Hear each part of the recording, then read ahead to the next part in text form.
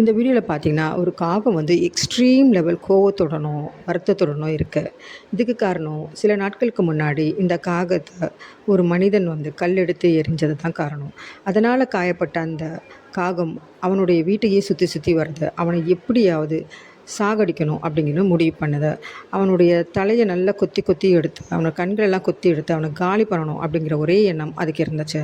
இந்த எண்ணமே மனசுல இருந்துட்டு வந்ததுனால, பனி வந்து அத சூழ்ந்து வந்துகிட்டு இருக்கு அப்படிங்கிறது அதுக்கு தெரியல. மத்த காகம்லாம் பனிக்காலத்துக்கு வேண்டிய இரையெல்லாம் தேடி வச்சுக்கிட்டு, சாப்பிட்டுக்கிட்டு சந்தோஷமா இருந்த நேரங்கள்ல, இதால சந்தோஷமா இருக்க முடியல. தன்னை பனி வந்து சூழ்ந்துட்டு இருக்கு அப்படிங்கிறதும் அதால உணர முடியல. கொஞ்சம் கொஞ்சமா இந்த காகம் தான் செத்துக்கிட்டு இருந்துச்சு.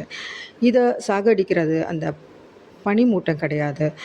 அதனுடைய கோபமும், பழிவாங்கணும் அப்படிங்கிற அந்த எண்ணமும் தான். நம்மளையும் நம்ம வாழ்க்கையில நெறைய பேரு ஹர்ட் பண்ணியிருப்பாங்க. நிறைய பேர் நமக்கு வந்து துரோகம் பண்ணியிருப்பாங்க. இவங்கள பற்றியே நம்ம சிந்திச்சுக்கிட்டு இருந்தோன்னா, நாம தான் பைத்தியமாகணும். முதல்ல அவங்களுடைய வாட்ஸ்அப் ஸ்டேட்டஸை பார்க்குறத நிறுத்தணும்.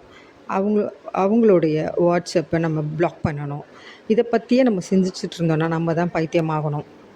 அவங்க ஒரு பக்கம் சந்தோஷமாக தான் இருப்பாங்க. ஸோ இதை தான் நம்ம வந்து சைக்காலஜியில் ரெமுனரேஷன் எஃபெக்ட்டுன்னுவாங்க.